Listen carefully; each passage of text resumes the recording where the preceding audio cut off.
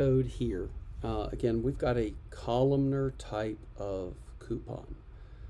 These coupons can be anywhere on a website or in an email. And what I want you to see here is that I've prepped a few things in here to respond differently if I decide I wanted to change something. So in this case, you notice sometimes you'll have a web page and you'll actually have a coupon that kind of sits off in this little corner here. It's really tall, it's really thin. So let's think about how I might go about doing that. Here, I've got this ready to respond to an edit. I'm going to make it 250 pixels wide. You'll notice it's going to shrink down. Look, we've got our little truck. It's still up there. You notice our service savings heading is a nice big blue background with the white text. Okay, you know what? For me, I'm personally okay with that. Maybe I want this to take a more secondary look. So I'm going to come down and find their service savings. I'm going to come down and find this text and I'm going to make it slightly smaller. Font size, let's do 1.5 and let's take out the bold in there and let's make it a smaller text size. Let's take the line height and make it 2 rem. Okay, there we go. It's tightened up a touch. And I'm going to force this break right here and take that space out. So we now say $89.98 oil and oil filter change. You know what? This is a good size secondary, but the weight of the other text right here is a bit heavy and is starting to compete. So I'm going to bounce this up just a touch, and then I'm going to make this a little bit smaller, and that should decrease the size. You know what? We're still at 1 point. Let's do 1.5 for my line height. Now I'm starting to think, how do I want this to look when it's that small? You know what? That's a lot of text right there. For the size of it, we might want to decrease the size of the text. So again, taking that font size down, 2.6. You'll notice it gets much smaller here.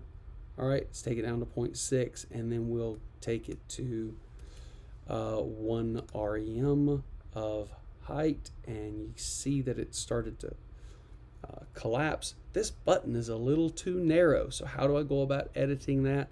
Well, if you look at it, that I have this table to be 50% of the width. So this size right here is 50% of the overall width right here, and it's centered. So let's try doing that at 75%. Do we get a better button there? It's wider, but the text is still stacked. So let's try taking that down a touch, and we'll make that 1.2, and we'll keep that 2 rem. Okay, now we've got a good size button. We could go wider, but I like this, that it feels like a button. All right, the next question you could ask is, hey, is the single color helping? Does this single color make this button feel like it just blends in so much I don't know to click it?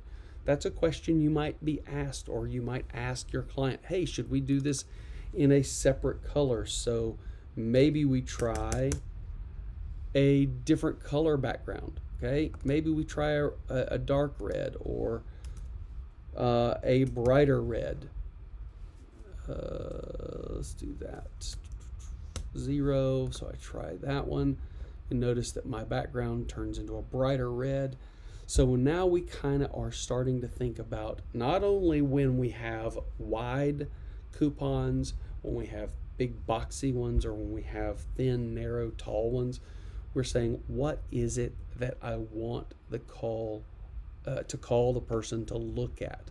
Going back to that design thought process, where do I want the eye to land?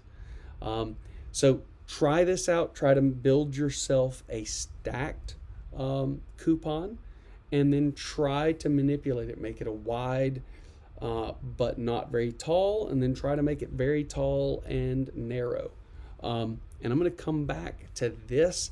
We're going to discuss going back to the topic of information hierarchy, information architecture. What is the most important thing to see and to understand here, and where do these things fall in the layout? So check back for the next video, and we will cover that topic next.